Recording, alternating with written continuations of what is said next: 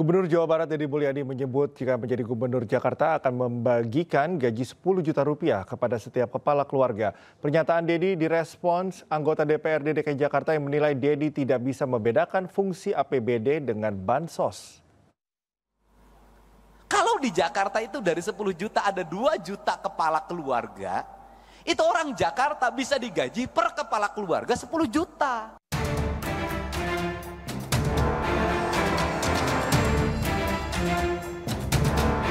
Gubernur Jawa Barat Deddy Mulyadi menyebut akan membagikan gaji 10 juta rupiah kepada setiap kepala keluarga jika menjadi gubernur Jakarta. Deddy melihat besarnya APBD DKI Jakarta yang ia bandingkan dengan jumlah penduduk. Pernyataan Deddy disampaikan dalam Forum Musyawarah Nasional Asosiasi DPRD Provinsi Seluruh Indonesia di Bandung, Selasa lalu.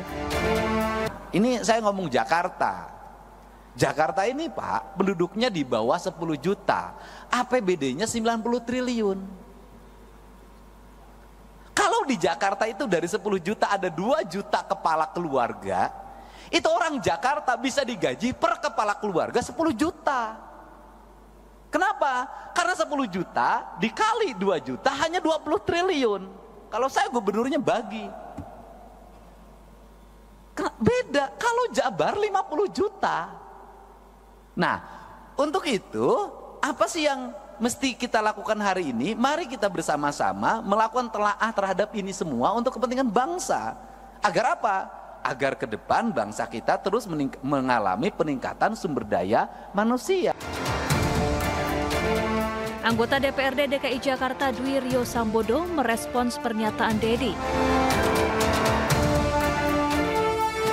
Ia menilai pernyataan tersebut menunjukkan ketidakpahaman Deddy terhadap fungsi dasar anggaran pendapatan dan belanja daerah atau APBD. Menurutnya, APBD berbeda dengan bantuan sosial.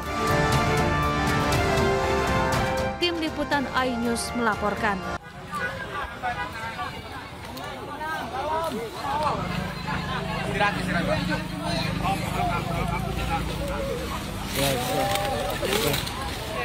Duduk aja sini dulu ya.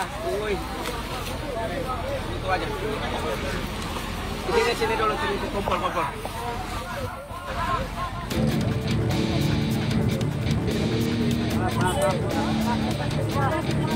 Bus rombongan wisata warga asal Citerup, Bogor, Jawa Barat yang mengangkut satu RT perjalanan pulang dari Pantai Daplangu, Pandeglang. Bus terguling di kawasan Menes, Pandeglang, Banten. Dari keterangan salah seorang korban, kecelakaan bermula saat bis yang mengangkut sekitar 60 penumpang menabrak sepeda motor. Pemotor tak terima hingga terjadi kejar-kejaran. Kemudian bus kembali menabrak minibus. Diduga panik, sang sopir bus hilang kendali dan terguling di sisi jalan menanjak. Nah, nyampe dari peristiwa sendiri jam berapa itu kira-kira? Pas aja maghrib, pas aja. Nah Bu, peristiwanya itu? Nggak tahu, saya lagi duduk. Soalnya di tengah saya nggak lihat jalan. Dia mau arah pulang, berlawanan. Nah, si mobil bus ini nabrak Scoopy, motor Scoopy. Nah, Scoopy ini otomatis marah kan, ngejar akhirnya. Ada bahasa kasar lah gitu, ngejar. Nah, keduanya dia juga nabrak mobil sedan mini. Beruntung, tak ada korban jiwa dalam insiden ini. Korban luka-luka segera dievakuasi ke rumah sakit terdekat untuk perawatan medis. Petugas kepolisian dan tim SAR turun ke lokasi untuk mengamankan situasi dan melakukan penyelidikan lebih lanjut. Dari Pandeglang, Banten, Iskandar Nasution, iNews melaporkan. Iya, Mang.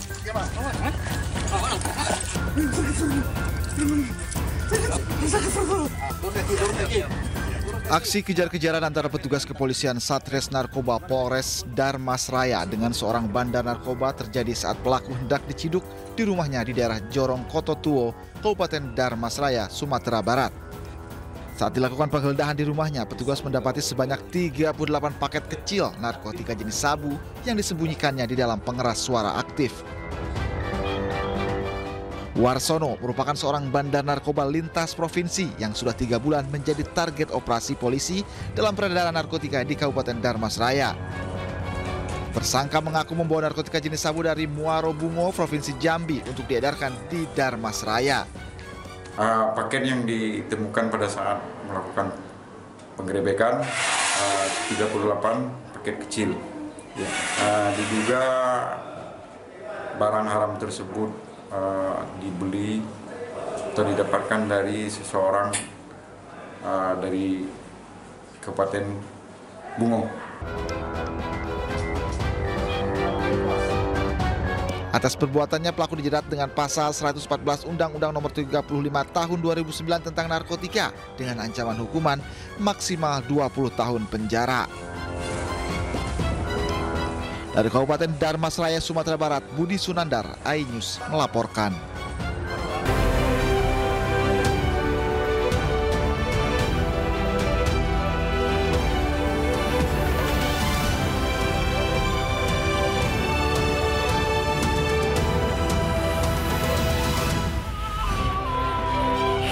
Tiga orang terluka dan puluhan rumah warga di Kalideres, Jakarta Barat rusak diterjang puting beliung.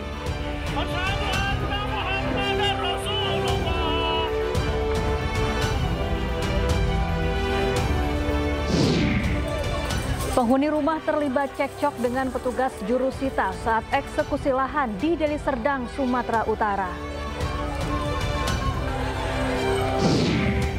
Polisi tangguhkan penahanan SSS, mahasiswi ITB tersangka yang diduga mengunggah meme Presiden Prabowo dan Jokowi.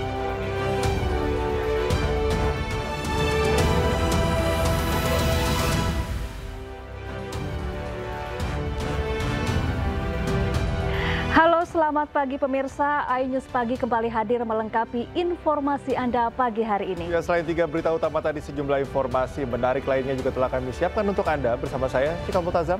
Dan saya Syafaati Suryo, inilah iNews Pagi selengkapnya.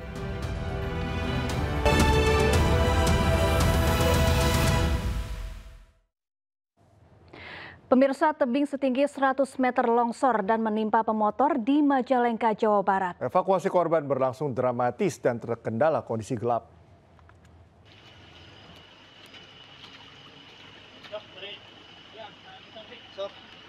Ceng, awas Ceng, tahan. Petugas BPBD Majalengka berhasil mengevakuasi Ilham warga Cikijing yang tertimbun longsor susulan di jalur nasional penghubung Majalengka Kuningan. Evakuasi korban berlangsung dramatis dan terkendala kondisi gelap, gerimis serta jalan yang licin. Korban berhasil diselamatkan petugas dan langsung dibawa menuju ke Puskesmas Dharma Kuningan untuk mendapatkan penanganan medis. Tebing setinggi 100 meter ini longsor akibat guyuran hujan yang cukup lama. Material longsor menutup jalan sepanjang 25 meter. Tadi jam 18.00 kita melakukan penanganan karena tadi longsornya kecil dan ternyata setelah Isya ada longsor susulan yang mengakibatkan 2 motor terjebak. Jalur nasional penghubung Majalengka ke Kuningan atau sebaliknya sempat terputus. Dari Majalengka, Jawa Barat, Muhammad Zaini Johadi, iNews melaporkan. Pemirsa, puluhan rumah warga di Kalideres, Jakarta Barat rusak diterjang puting beliung. 3 orang terluka akibat terkena puing reruntuhan rumah.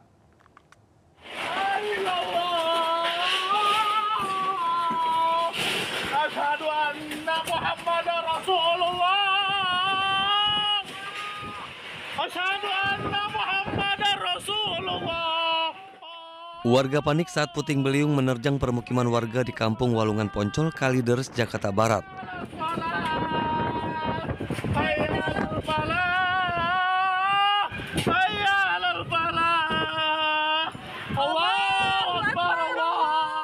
Kuatnya hantaman puting beliung membuat 28 rumah warga rusak. Sementara 3 warga terluka akibat tertimpa puing atap rumah mereka.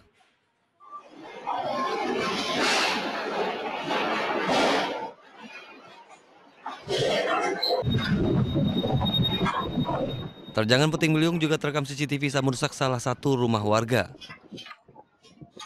Jadi pas banget saya tadi pas mau keluar rumah itu angin tiba-tiba datang gitu Mas. Datang dari arah selatan ya, selatan. Itu tiba-tiba menghantam ke sini sangat keras sekali gitu. Itu kejadiannya berapa lama Pak anginnya Pak? Kurang lebih sekitar 10 detik. Usai terjangan puting beliung mereda, warga mulai memperbaiki atap-atap rumah yang rusak. Dari Jakarta, Miftahul Gani Ainis melaporkan. Pemirsa, eksekusi lahan seluas 10 hektar di Deli Serdang, Sumatera Utara berlangsung ricuh. Penghuni rumah terlibat adu mulut dan adu jotos dengan petugas jurusita.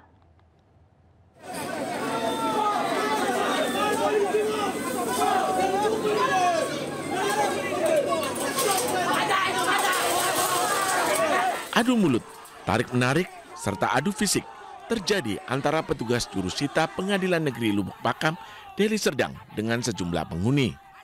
Belum dibayar, belum diapain. Tolong kami, Bapak, tolong. Sudah hancur.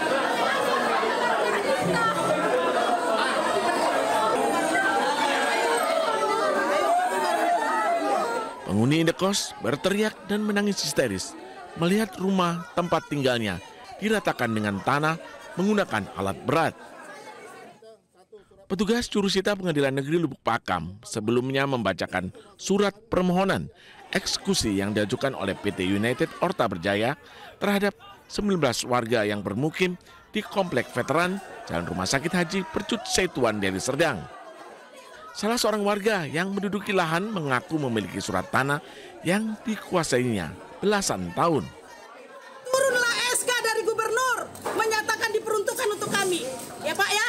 Dan kami pernah meraih, kami dirongrong oleh PT Orta Berjaya, ya PT Orta Berjaya 2013. Nama suami saya Emar Paung pernah dirongrong, tetapi keputusan sampai ingkrah menyatakan bahwa pihak PT Orta Berjaya ditolak sebagai penggugat.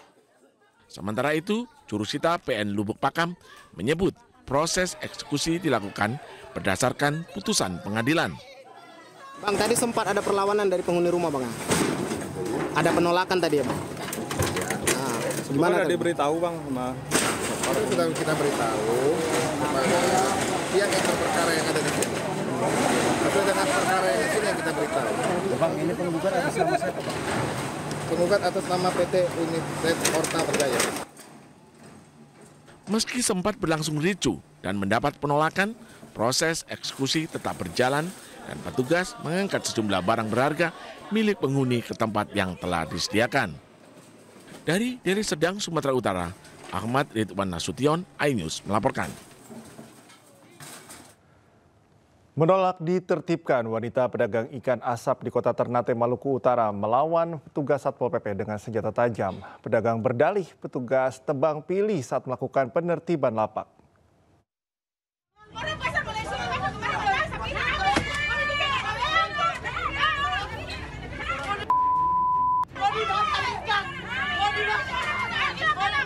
Wanita pedagang ikan asap ini melampiaskan kemarahan dan melemparkan ikan asap dagangannya ke arah petugas Satpol PP. Ia protes lapak dagangannya ditertibkan oleh petugas.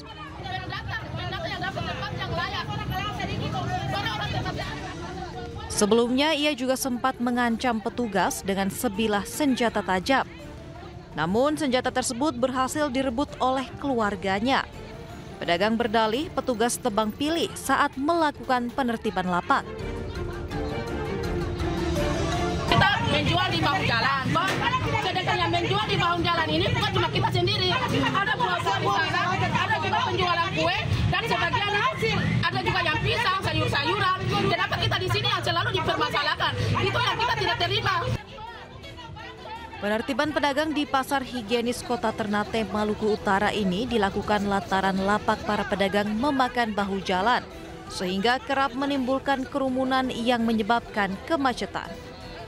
Dari Ternate, Maluku Utara, Ismail Sangaji, iNews melaporkan. Pemirsa, setibanya di Kota Mekah, Arab Saudi, jemaah calon haji asal Indonesia langsung melaksanakan ibadah umroh wajib di Masjidil Haram. Umroh wajib ini sebagai bagian dari rangkaian ibadah haji.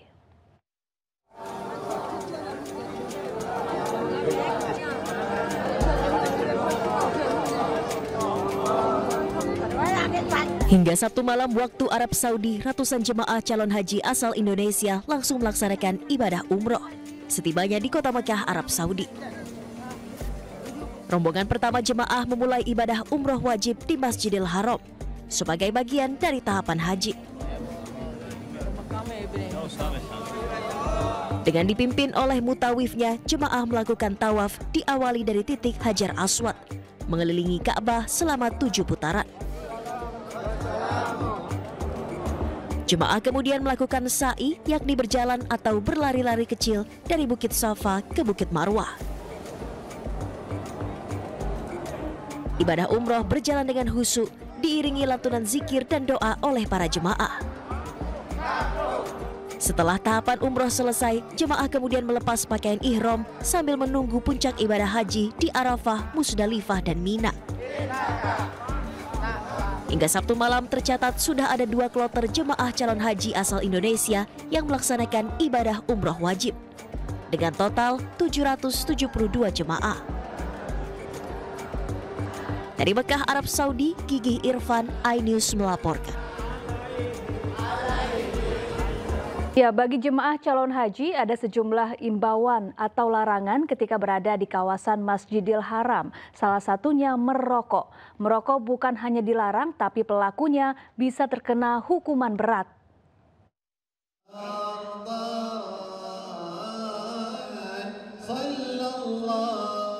Ada sejumlah larangan bagi jemaah calon haji saat berada di kawasan Masjidil Haram. Pertama, jamaah calon haji Indonesia diingatkan agar tidak merokok selama menjalankan ibadah di Masjidil Haram. Ada hukuman berat bagi jemaah yang merokok di Masjidil Haram. Yang kedua, jemaah juga dilarang membuang sampah sembarangan di lingkungan Masjidil Haram. Ketiga, jangan sembarangan memungut benda tercecer di kawasan Masjidil Haram karena akan terekam oleh kamera pengawas atau CCTV. Jika melihat benda tercecer, jemaah bisa menghubungi askar atau polisi setempat. Himbauan kepada jamaah agar jamaah itu jangan pernah sekali-sekali merokok. Merokok di lingkungan Masjidil Haram, Masjidil Nabawi, apalagi sampai di dalamnya. Ini bukan hanya diberikan denda, tapi juga ada hukuman selama 6 hari bagi jamaah atau petugas juga yang melanggar itu. Yang keempat, jangan membentangkan tanda-tanda kelompok atau spanduk. Tindakan tersebut sangat dilarang oleh otoritas tempat. Terakhir, jangan berkerumun terlalu lama karena akan langsung didatangi oleh pihak keamanan. Dari Mekah, Arab Saudi, Gigih Irfan, iNews melaporkan. Pemirsa, Masjid Quba menjadi masjid pertama yang dibangun Rasulullah saat hijrah dari Mekah ke Madinah. Meski tak terlalu megah, namun masjid ini memiliki keutamaan yang tercatat dalam Al-Quran dan hadis.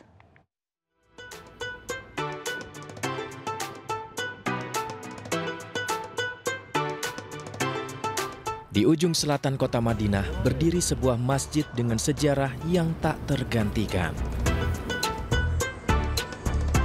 Bukan masjid terbesar, bukan pula yang paling megah, namun disinilah cinta pertama Rasulullah SAW kepada tanah hijrah bersemi. Nah, di belakang saya merupakan Masjid Quba yang merupakan masjid yang pertama kali dibangun oleh Rasulullah. Dan pada zaman Rasulullah, masjid ini tidak hanya digunakan untuk sholat, tapi juga untuk mempersatukan umat muslim pada masa itu.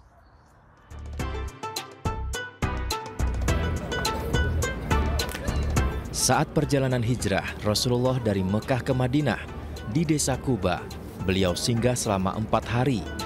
Dengan tangan Rasulullah sendiri, dibangun masjid pertama dalam sejarah Islam.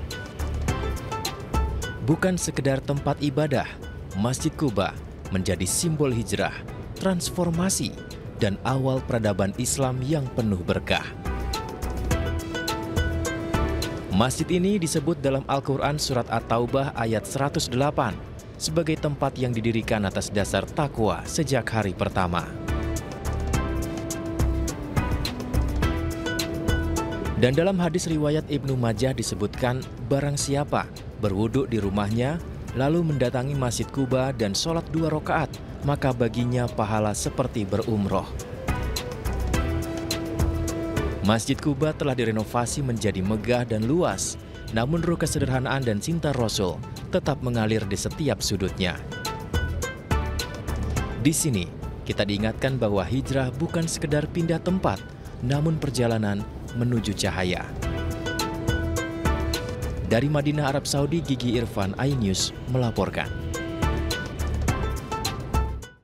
Ya, menabung selama 13 tahun, pasangan penjual es dawet di Sragen, Jawa Tengah akhirnya berangkat haji.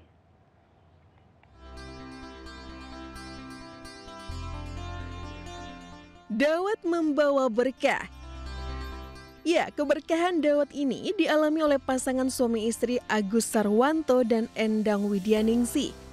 Penjual es dawet ini mengawali usahanya dengan menjual satu mangkuk seharga Rp1.000. Kini harga satu mangkuk dawet Rp6.000. Namun pasangan ini tetap rutin menabung untuk cita-cita mereka. Pasangan lansia ini tak menyangka bahwa penantian mereka setelah menabung selama 13 tahun akhirnya terwujud. Tahun 2025, warga asal Sragen, Ngawi, Jawa Timur ini akhirnya akan menunaikan ibadah haji. Alhamdulillah Pak, sudah. Maksudnya ya sudah kita niatkan ya, makanya ya ini untuk berangkat itu ya udah ya antara senang dan Mas, kayak orang bingung, iya toh saya itu mau berangkat toh gitu, kayak nggak percaya. Berawal dari ajakan anaknya untuk membuka tabungan haji pada tahun 2012, kini Endang dan Agus dapat berangkat di tahun ini. Setelah melunasi sisa uang haji untuk Rp28,2 juta per orang, pasangan ini akan bergabung dengan 5 juta jemaah haji lainnya dari seluruh dunia untuk menunaikan rukun Islam yang kelima tahun ini. Dari Sragen, Jawa Tengah, Joko Piroso, iNews melaporkan. Pemirsa, Biro Perjalanan Ibadah Umroh dituntut untuk memberikan pelayanan terbaik kepada para jemaah. Penghargaan pun diberikan kepada yang mampu memberikan pelayanan terbaik.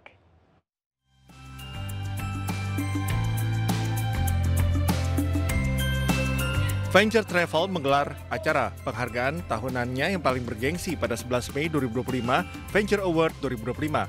Acara ini diselenggarakan di Hotel Sheraton Grand Jakarta. Venture Award 2025 mengusung tema khusus yang berbeda dari tahun-tahun sebelumnya. Tujuannya adalah untuk memberikan penghargaan kepada para konsultan yang telah berdedikasi dalam membantu jamaah melakukan ibadah umroh melalui penjualan paket umroh. Ini merupakan tahun keempat penyelenggaraan Venture Award dengan jumlah peserta yang terus meningkat setiap tahunnya. Dan pada tahun 2025 ini tercatat sebanyak 250 konsultan dari berbagai wilayah di seluruh Indonesia. Ya, tentunya acara Venture Award ini ada tematiknya, ada temanya untuk setiap tahunnya. Tujuannya adalah untuk ajang apresiasi para konsultan dan penghargaan para konsultan untuk bisa lebih semangat lagi dalam mendedikasikan dirinya ke dalam bisnis travel umroh. Venture Travel berharap dengan adanya Venture Award 2025 ini semangat kerja para konsultan semakin tinggi dan dapat terus meningkatkan layanan bagi jemaah umroh di Indonesia. Dari Jakarta, Henry Aprila, Muhammad Khairuddin, iNews melaporkan. Kembali di iNews Pagi, pemirsa, sejumlah preman berkedok juru parkir liar ditangkap saat meminta ongkos parkir tak wajar kepada polisi yang menyamar di kawasan perbelanjaan Tamrin, Jakarta Pusat. Lu kena. Iya kak, bukan kak. Gua nggak salah kak. Gua nggak salah, lu mah itu duit lu kok nggak salah gimana? Juru parkir liar ini tak menyangka jika pengemudi mobil yang dimintai uang parkir dengan nilai tak wajar adalah polisi yang sedang menyamar. Ia sempat berdebat dan menolak uang sebesar Rp5.000 yang diberikan sebagai jasa parkir. Berapa? Tadi pertama kau minta berapa? Si jukir ngotot minta uang sebesar Rp30.000 untuk biaya parkir di bahu jalan di kawasan pusat perbelanjaan Tamrin City yang diklaim sebagai wilayah kekuasaan mereka. Dan usai menyerahkan uang yang diminta, polisi pun langsung menangkapnya. Tadi tim dari Polres, yaitu Satreskrim dan juga Polsek Jajaran keseluruhannya berhasil mengamankan 6 orang pelaku yang berkedok sebagai juru parkir. Juru parkir ilegal tersebut, pelaku meminta parkir dengan mematok 30.000. Razia ini sengaja digelar jajaran Satreskrim Polres Metro Jakarta Pusat lantaran maraknya aksi premanisme berkedok juru parkir liar. Dalam aksinya, mereka kerap meminta uang dengan cara paksa dalam jumlah yang tidak wajar. Dari Jakarta, Rani Sanjaya, iNews melaporkan. Sementara itu, sesuai dengan arahan Presiden RI dan Kapolri, Wakil Gubernur Jakarta Rano Karno menyanggupi akan memberantas aksi premanisme. Mengingat luasnya wilayah Jakarta, Rano menyampaikan akan bekerja sama dengan Satpol PP. Sekarang kan Pak Presiden juga sudah instruksikan, Kapolri sudah instruksikan harus lakukan pembenahan masalah premanisme ini. Satpol PP mau digerakin juga nggak Bang? Oh pasti ya. Ya, aksi premanisme berkedok ormas yang marak akhir-akhir ini meresahkan masyarakat. Kapolda Metro Jaya Irjen Karyoto pun menyebut bahwa semua pelaku yang terlibat premanisme akan ditindak tegas.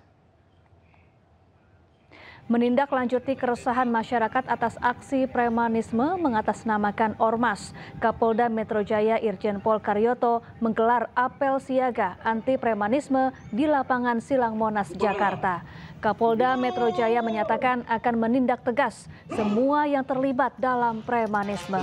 Peserta apel yang saya cintai dan saya banggakan. Anti premanisme. Ya mudah-mudahan dengan kita sudah melakukan action ini, tidak ada orang yang mencoba mencari panggung, kemudian mencoba membuat keonaran dengan atribut ormas. Kami siap menindak secara hukum bila mana memang sudah ada pelanggaran hukum secara nyata-nyata. Gubernur Jawa Barat Deddy Mulyadi menyebut jika menjadi Gubernur Jakarta akan membagikan gaji 10 juta rupiah kepada setiap kepala keluarga. Pernyataan Deddy direspons anggota DPRD DKI Jakarta yang menilai Deddy tidak bisa membedakan fungsi APBD dengan bansos. Kalau di Jakarta itu dari 10 juta ada 2 juta kepala keluarga, itu orang Jakarta bisa digaji per kepala keluarga 10 juta.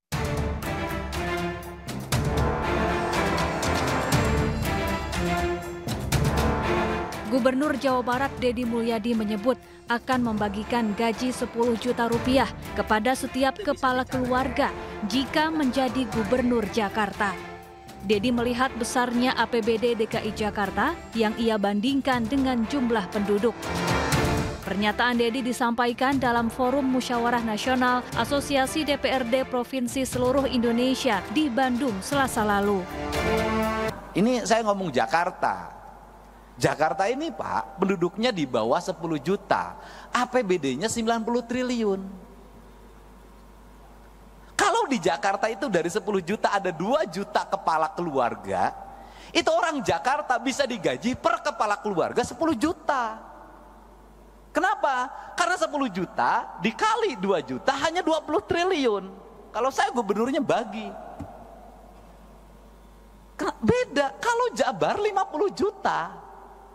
Nah, untuk itu, apa sih yang mesti kita lakukan hari ini? Mari kita bersama-sama melakukan telaah terhadap ini semua untuk kepentingan bangsa.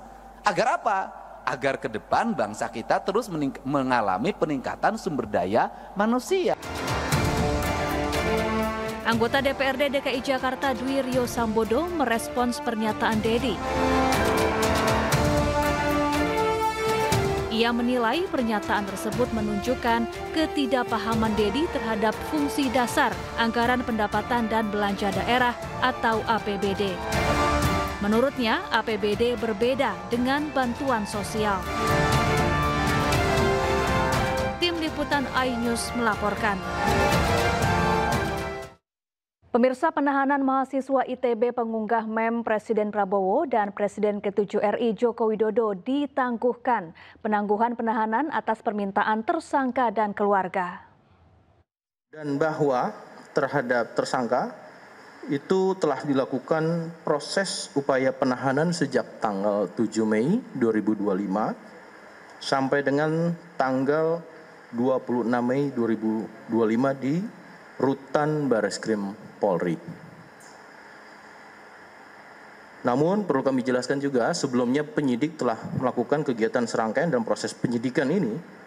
Sebelumnya penyidik juga telah melakukan pemeriksaan terhadap 3 orang saksi 5 orang untuk dimintai keterangan sebagai pendapat ahli, serta melakukan penyitaan terhadap barang bukti, baik dari para saksi dan tersangka, dan telah dilakukan pemeriksaan digital forensik, sehingga penyidik sudah menganggap cukup dan lengkap proses ini untuk dilakukan proses penyidikan. Bahwa pada hari ini, rekan-rekan, sebagai perkembangannya, hari Minggu 11 Mei 2025, penyidik berdasarkan kewenangan telah memberikan atau melakukan penangguhan penahanan terhadap tersangka. Penangguhan penahanan ini diberikan oleh penyidik tentunya mendasari, yaitu pada permohonan dari tersangka melalui penasehat hukumnya, ya, serta dari orang tuanya. Juga berdasarkan atas itikat niat baik dari tersangka dan keluarganya untuk memohon maaf karena telah terjadi kegaduhan.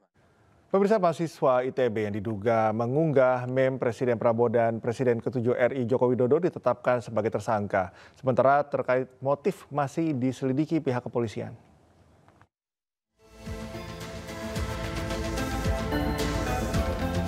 Mahasiswa ITB berinisial SSS ditetapkan sebagai tersangka. Ia diduga mengunggah meme foto Presiden Prabowo dan Presiden ke-7 RI Joko Widodo.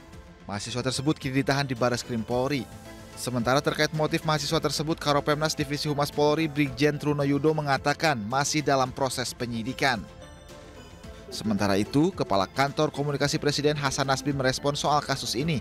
Ia mengungkapkan pemerintah mengusulkan pelaku yang notabene masih mahasiswa itu lebih baik dibina. Kalau ada pasal-pasalnya kita serahkan ke polisi, tapi kalau dari pemerintah itu kalau anak muda ya mungkin ada semangat-semangat yang terlanjur, ya mungkin lebih baik dibina ya, karena masih sangat muda, bisa dibina bukan dihukum gitu.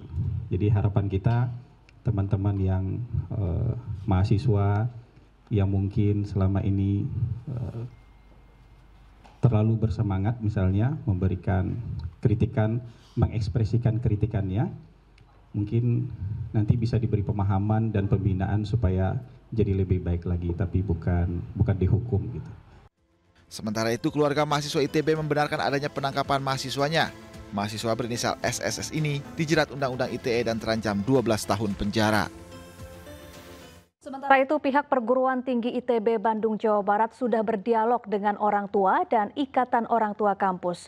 Orang tua mahasiswi bersangkutan sudah menyampaikan permohonan maaf dan kampus berharap kasus ini dapat diselesaikan dengan baik.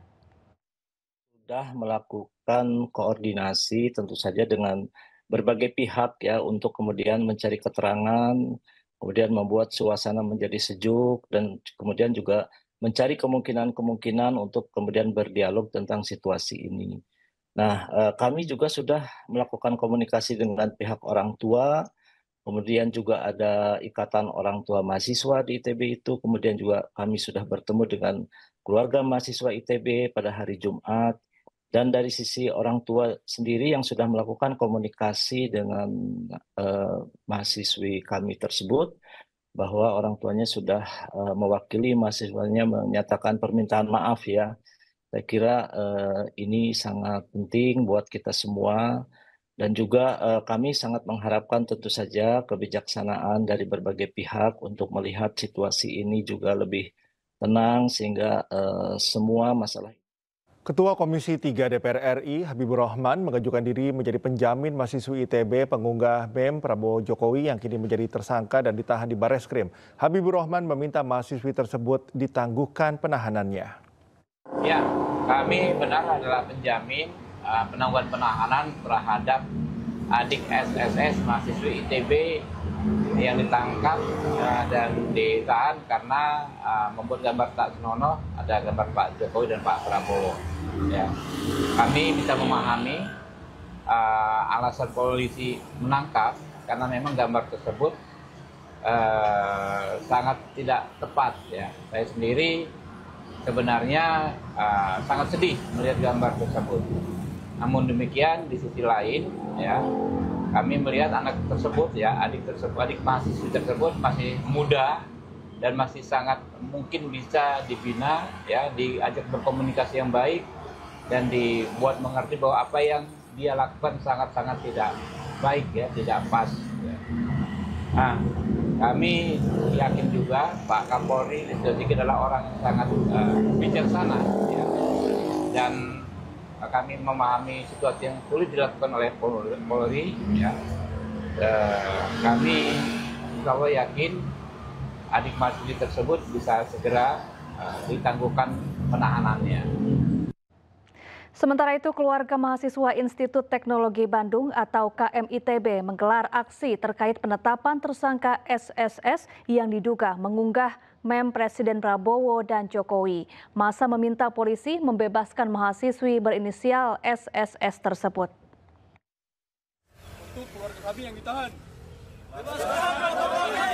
Pihak Institut Teknologi Bandung membuat pernyataan sikap terkait ditangkapnya mahasiswi berinisial SSS yang membuat meme Presiden Prabowo dan Jokowi. Pernyataan sikap disampaikan langsung oleh keluarga mahasiswa Institut Teknologi Bandung atau ITB di area kampus mereka di Bandung, Jawa Barat. Salah satu poinnya adalah mereka meminta dibebaskannya mahasiswi pembuat meme Presiden Prabowo dan Jokowi, SSS. Di samping itu, pihaknya juga sudah melakukan pendampingan hukum bagi mahasiswi pembuat meme tersebut. Mungkin ini sedikit penjelasan juga gitu terkait dengan penangkapan yang dilakukan di Jatinangor tersebut. Sejauh yang kami telusuri juga memang seharusnya untuk penangkapan tersebut atau penyebutan itu harusnya ada pemanggilan terlebih dahulu ya gitu. Namun dari pihak teman kami dan juga keluarganya itu merasa sampai saat tersebut itu belum ada pemanggilan kepada pihak mereka dan ujung-ujungnya itu langsung datangkan gitu dan dijemput di wilayah kos-kosannya menuju ke Jakarta. Sebelumnya media sosial dihebohkan dengan unggahan meme yang memperlihatkan Presiden Prabowo dan mantan Presiden ke-7 Joko Widodo. Dari Bandung, Jawa Barat, Ervan David, iNews melaporkan. Ke informasi lainnya, pemirsa, jumlah korban keracunan makanan bergizi gratis di Bogor, Jawa Barat bertambah menjadi 210 orang. Puluhan diantaranya masih dirawat di rumah sakit usai mengalami gejala mual, sakit kepala, muntah-muntah, dan juga diare.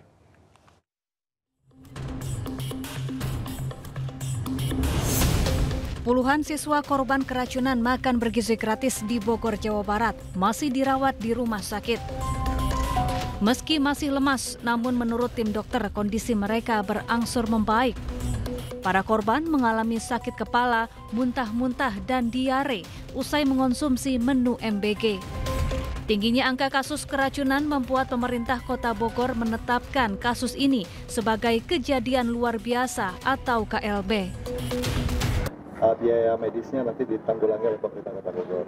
Yang ketiga, pemerintah Kota Bogor tentu ingin tahu juga ya asal muasal dari mana gitu kan, apakah betul dari SPPG atau dari sumber-sumber yang lain. Makanya muntahan anak kita periksa, kemudian juga tray kita periksa, kemudian juga sisa makanan yang masih ada juga kita periksa. Bahkan ada cara-cara medis ya yang sudah kami lakukan, kami tempuh untuk memastikan ini jenis apa, bakteri apa yang kira-kira nanti bisa kita ungkap dari hasil penelitian laboratorium dari Kota Bogor. Total 210 orang yang terdiri dari siswa dan guru mengalami keracunan usai menyantap menu MBG Selasa lalu. Mereka berasal dari sejumlah sekolah mulai dari TK, SD, SMP hingga SMA di Kota Bogor.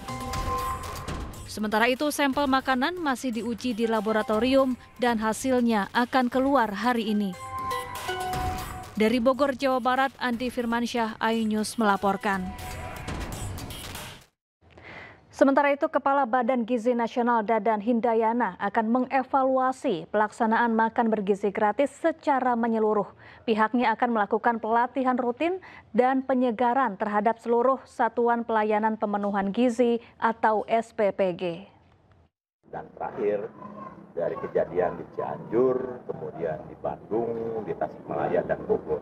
Ini adalah SPPG-SPPG yang sudah mulai beroperasi dari Januari. Kan awalnya kami berpikir yang barulah yang akan seperti ini karena kurangnya pengalaman. Tapi dari kejadian ini justru yang sudah lama Nah, oleh sebab itu kami melihat bahwa setelah 3 bulan kami harus melakukan penyegaran ulang kepada para penjamah makanan. Jadi kami akan melakukan pelatihan rutin terkait dengan peningkatan kualitas makanan, pemilihan bahan baku dan sebagainya. Jadi itu langkah-langkah yang kami akan lakukan, dan kami sudah minta kepada SPG sekarang sudah mulai meningkatkan lagi kewaspadaan, peningkatan fasilitas, dan juga kita lakukan penyegaran. Pemirsa, sebuah bazar lelang furniture terbesar kembali digelar di Jakarta. Sejumlah produk furniture dilelang mulai dari harga Rp1.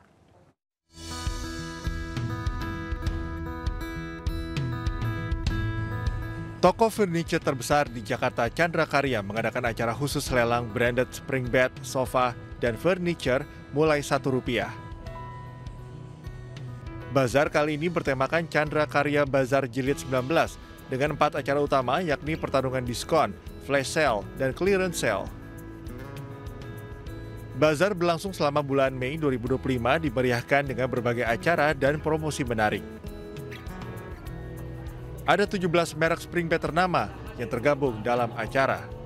Acara ini merupakan bentuk apresiasi Chandra Karya terhadap semua pelanggan setia dengan memberikan kesempatan untuk berbelanja produk branded spring bed, sofa, dan furniture dengan diskon tambahan agar mendapat harga termurah dan kualitas terbaik di Chandra Karya.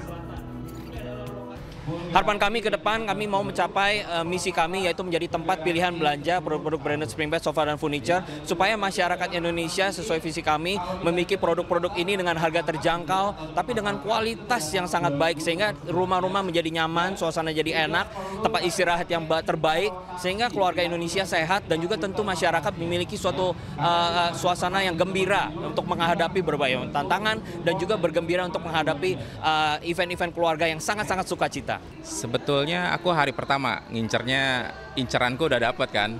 Cuma hari kedua aku iseng datang, ternyata dapatnya lebih mudah. Aku dapat kasur lagi sama sofa. Dengan dukungan para media partner, acara bazar diselenggarakan oleh Chandra Karya hingga kini sudah berhasil menarik banyak pengunjung lama maupun dari area Jakarta dan sekitarnya. Dari Jakarta, Aulina Iyasya, Damar Wicaksono, iNews melaporkan. Pemirsa, generasi muda memiliki gaya hidup dinamis dan penuh tantangan. Untuk itu diperlukan inovasi untuk bisa sukses dalam menghadapi segala tantangan.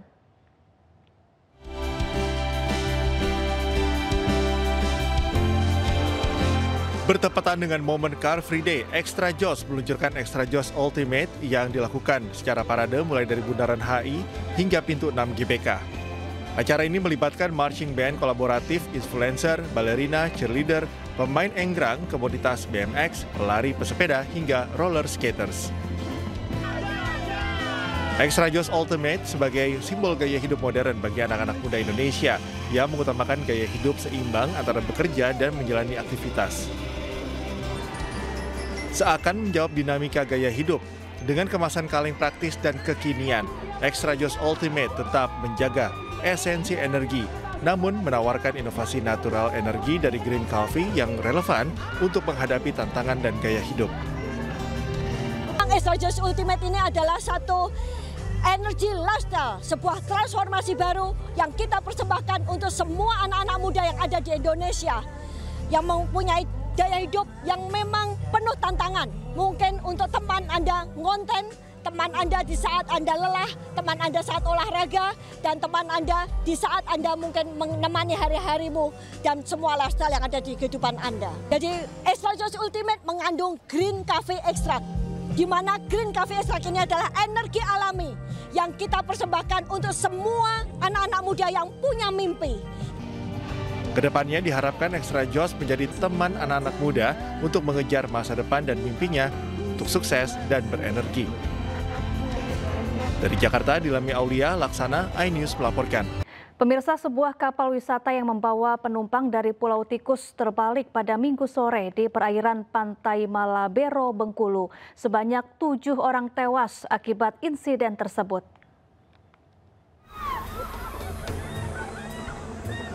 Kapal wisata 3 Putra diduga kehilangan keseimbangan hingga akhirnya terbalik di perairan Malabero, Bengkulu pada Minggu sore.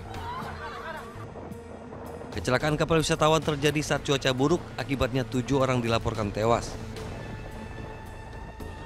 Sementara penumpang lain dievakuasi dan dibawa ke Rumah Sakit Bayangkara dan RSUD Kota Bengkulu untuk mendapatkan perawatan intensif. Saat kejadian, kapal mengangkut 98 wisatawan, 5 ABK dan 1 nakhoda yang baru saja berwisata ke Pulau Tikus. Jenazah yang korban ini kembalikan ke keluarganya. Semua nanti proses pengembalian ambulan kita cukup dan kita juga biayai pemberangkatannya. Posisinya baik, ini tadi baru diberangkatkan yang dari Curug. Mudah-mudahan korban yang meninggal nggak bertambah lagi dan yang ini yang sakit, yang apa semua bisa diselamatkan di Rumah Sakit Bayangkara maupun di Rumah Sakit Kota. Ya, Pak, ini musibah. Pihak berwenang masih berupaya mengumpulkan data dan melakukan pendataan terhadap para korban. Dari Bengkulu, Endro Dwirawan Ainis melaporkan. Dan untuk mengetahui informasi terkini, kita terhubung dengan rekan Endro Dwirawan di Rumah Sakit Bayangkara Bengkulu. Selamat pagi, Endro. Ya, selamat pagi rekan siapa? Ya, Endro, update terbaru sampai saat ini berapa jumlah korban tewas, korban hilang, dan juga korban yang masih dirawat di rumah sakit? Ya, dari data yang dihimpun hingga tadi malam, korban meninggal dunia dinyatakan 7 orang meninggal dunia dan sejauh ini 15 orang masih dirawat di Rumah Sakit Bayangkara Kota Bengkulu. Adapun jumlah total penumpang yang menaiki kapal tersebut berjumlah 98 orang. Demikian rekan Safa. Baik, bagaimana kondisi korban luka yang saat ini masih dirawat di Rumah Sakit Bayangkara? Ya, korban saat ini masih dirawat di ruang ICU Rumah Sakit Bayangkara. Rata-rata korban ini mengalami tersedak air laut karena terendam beberapa lama di air laut sebelum berhasil diselamatkan oleh para nelayan setempat, dan beberapa luka ringan lainnya di bagian tubuh mereka. Demikian rekan Safa. Baik, lalu berapa korban hilang dan bagaimana jalannya proses pencarian? Sejauh ini hingga tadi malam ada 10 korban yang belum terkonfirmasi, namun belum diketahui apakah korban ini sudah pulang ke rumah masing-masing atau masih hilang di lokasi kejadian. Tim SAR mengatakan jika tidak ada konfirmasi hingga pagi ini, maka tim SAR gabungan akan melakukan operasi SAR gabungan untuk mencari para korban. Baik, Endro, kalau kronologi dari karamnya kapal Bima ini, bagaimana Endro menurut keterangan dari petugas setempat? Ya, saat kejadian kapal ini dinaiki para wisatawan yang baru saja berlibur di Pulau Tikus Bengkulu.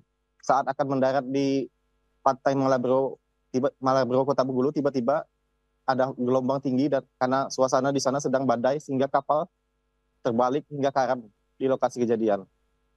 Demikian rekan Safa. Berapa banyak orang yang berada di dalam kapal saat peristiwa terjadi?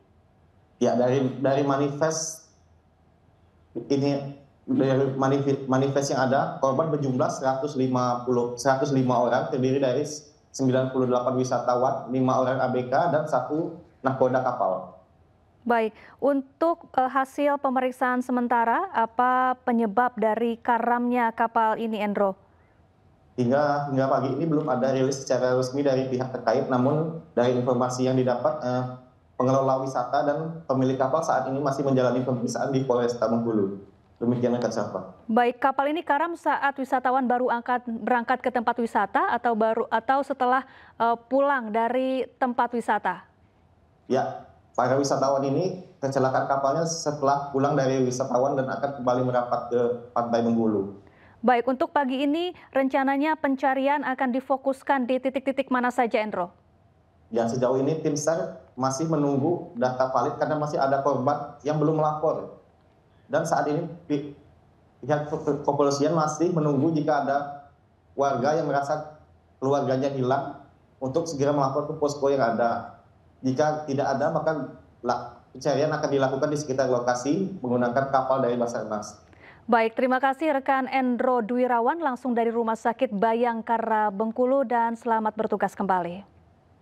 Kita ke informasi selanjutnya, pemirsa. 60 orang terluka usai bus wisata asal Citerep, Bogor terguling di kawasan Menes, Banten. Sebelumnya bus sempat dikejar warga usai menabrak sepeda motor.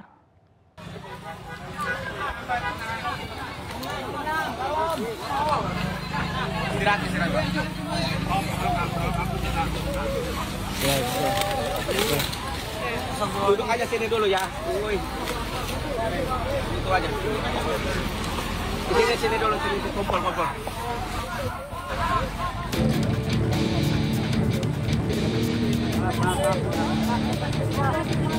Bus rombongan wisata warga asal Citerup, Bogor, Jawa Barat yang mengangkut satu RT perjalanan pulang dari Pantai Daplangu, Pandeglang. Bus terguling di kawasan Menes, Pandeglang, Banten. Dari keterangan salah seorang korban, kecelakaan bermula saat bis yang mengangkut sekitar 60 penumpang menabrak sepeda motor. Pemotor tak terima hingga terjadi kejar-kejaran. Kemudian bus kembali menabrak minibus. Diduga panik, sang sopir bus hilang kendali dan terguling di sisi jalan menanjak. Nah, nyampe dari peristiwa sendiri jam berapa itu kira-kira? Pas ajan maghrib, pas ajan. Nah, Bu, peristiwanya itu? Nggak tahu, saya lagi duduk. Soalnya di tengah saya nggak lihat jalan. Dia mau ke arah pulang, berlawanan. Nah, si mobil bis ini nabrak Scoopy, motor Scoopy. Nah, Scoopy ini otomatis marah kan, ngejar akhirnya. Ada bahasa kasar lah gitu, ngejar. Nah, keduanya dia juga nabrak mobil sedan mini. Beruntung, tak ada korban jiwa dalam insiden ini. Korban luka-luka segera dievakuasi ke rumah sakit terdekat untuk perawatan medis. Petugas kepolisian dan tim SAR turun ke lokasi untuk mengamankan situasi dan melakukan penyelidikan lebih lanjut. Dari Pandeglang, Banten, Iskandar Nasution, iNews melaporkan. Puluhan rumah warga di Kalideres, Jakarta Barat rusak diterjang puting beliung. 3 orang terluka akibat terkena puing reruntuhan rumah.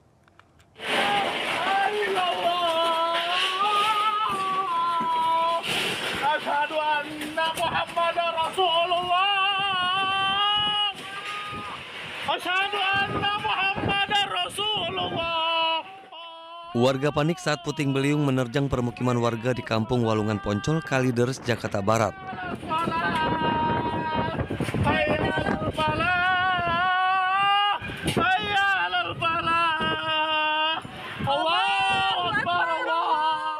Kuatnya hantaman puting beliung membuat 28 rumah warga rusak.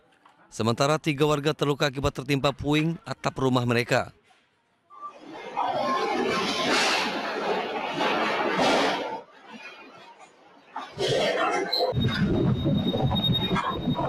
Terjangan puting beliung juga terekam CCTV saat merusak salah satu rumah warga. Jadi pas banget saya tadi pas mau keluar rumah itu angin tiba-tiba datang gitu Mas. Datang dari arah selatan ya, selatan. Itu tiba-tiba menghantam ke sini sangat keras sekali gitu. Itu kejadiannya berapa lama Pak anginnya Pak? Kurang lebih sekitar 10 detik. Pasca terjangan puting beliung mereda, warga mulai memperbaiki atap-atap rumah yang rusak. Dari Jakarta, Miftahul Gani, iNews melaporkan. Pemirsa, akibat korsleting listrik 2 rumah di kota Jambi ludes dilalap si jago merah saat ditinggal pergi sang pemilik untuk menghadiri undangan pernikahan.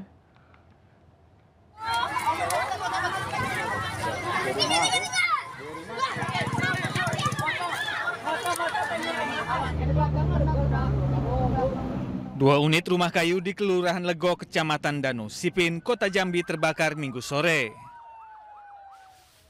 Peristiwa ini diduga akibat korsleting listrik dari salah satu rumah yang ditinggal pemiliknya ke sebuah pesta pernikahan. Sedikitnya 5 unit mobil damkar dikerahkan ke lokasi. Petugas damkar yang dibantu warga berjibaku memadamkan api. Kesulitan karena akses untuk menuju lokasi ini sangat sulit dengan banyak sekali orang yang menonton. Namun juga hampir beberapa rumah terjadi penyebaran karena sangat berdekatan dan meninggalkan rumah agar diperhatikan kelistrikan dan juga jangan sampai kita rokok tidak dimatikan karena dugaan sementara itu berasal dari lantai yang terbakar. Lebih dari 1 jam, api berhasil dipadamkan petugas damkar. Akibat kebakaran ini, para korban menderita kerugian hingga ratusan juta rupiah. Dari Kota Jambi, Adrianus Susandra, iNews melaporkan. Pemirsa, umat Buddha melakukan prosesi pengambilan air berkah Waisak di Umbul Jumprit, Temanggung, Jawa Tengah pada Minggu siang. Sebelum dibawa ke Candi Mendut Magelang, air yang dimasukkan ke dalam kendi tersebut disakralkan dengan ritual puja bakti.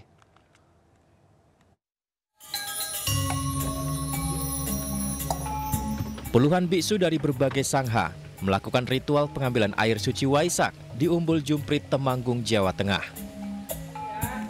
Secara bergantian, para biksu mengambil air suci di Umbul Jumprit yang dimasukkan ke dalam kendi. Total ada 22 kendi yang diambil dari mata air Jumprit. Usai pengambilan, air suci selanjutnya disakralkan terlebih dahulu di altar Umbul Jumprit Temanggung. Mereka kemudian melakukan puja bakti, diikuti umat masing-masing sangha. Menurut Biksu Wiwirya, air bermakna sebagai sumber kehidupan, serta simbol kerendahan hati dan cinta suci manusia. Nah, pada hari ini kita pengambilan air berkah, air suci dari ujung Jumprit, yang kita percaya bahwa kemurnian daripada air berkah dari Jumprit ini masih sangat bagus, dan di mana makna air suci di dalam Buddhis itu adalah kelembutan hati, kerendahan hati, cinta kasih seperti air, bahwa air itu memberikan satu kehidupan kepada siapapun tak terbatas. Puluhan kendi air suci tersebut nantinya akan dibawa ke Candi Mendut di Magelang untuk disemayamkan bersama api abadi. Peringatan Hari Raya Waisak akan dilakukan di Candi Borobudur pada Senin besok. Dari Temanggung, Jawa Tengah, Didik Dono Hartono, iNews melaporkan. Ya, ratusan umat Buddha menggelar doa bersama Waisak di Yayasan Buddha Suci Indonesia di Jakarta. Sementara di Surabaya, Jawa Timur, doa bersama umat Buddha diawali dengan kebaktian Mahayana.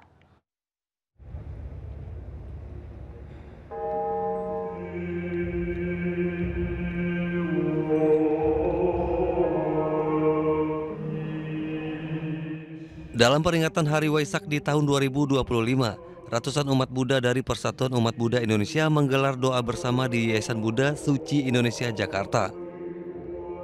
Berbagai prosesi ibadah dilaksanakan, mulai dari membaca doa, meditasi, dan juga petuah yang disampaikan oleh para biksu.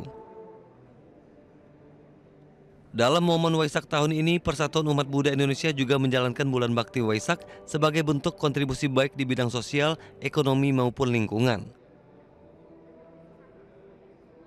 Bukan hanya suatu perayaan, satu titik saja yang kita ramaikan, tapi kita juga melanjutkan dalam sepanjang bulan, dan kalau bisa sepanjang tahun.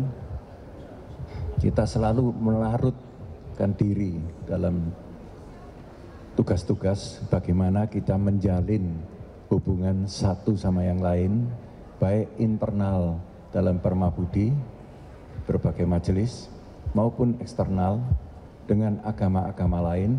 Dan kami ingatkan kepada segenap umat Buddha tetap mendasarkan kepeduliannya dengan kasih sayang yang sejati.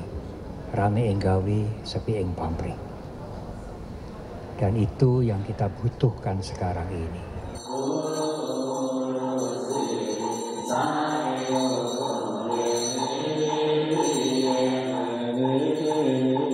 Sementara itu di Surabaya, Jawa Timur, ratusan umat Buddha juga menggelar doa bersama di Vihara Budayana Dharmawira Center, Surabaya.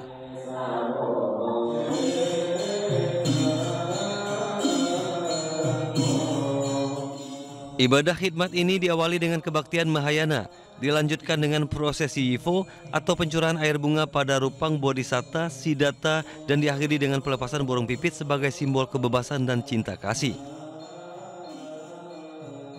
Pesannya adalah kita harus saling toleransi, saling berdampingan, saling menghargai kepada sesama manusia, sesama umat beragama. Jangan sampai ada perselisihan yang berkelanjutan atau mungkin perselisihan yang sangat besar. Pelaksanaan ibadah Trisuci Waisak kali ini bertemakan tingkatkan pengendalian diri dan kebijaksanaan mewujudkan perdamaian dunia. Tim Liputan iNews melaporkan.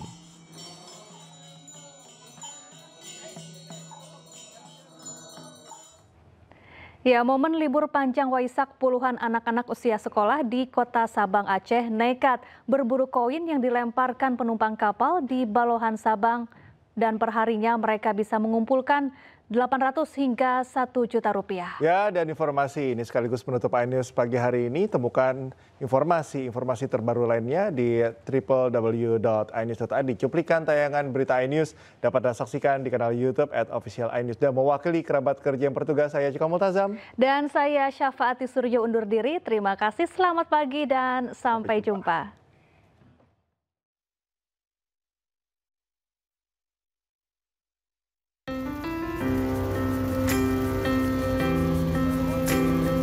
Uang koin dan kertas dilemparkan penumpang kapal ke laut. Anak-anak usia sekolah dasar langsung terjun bebas dari ketinggian mencapai 6 meter lebih.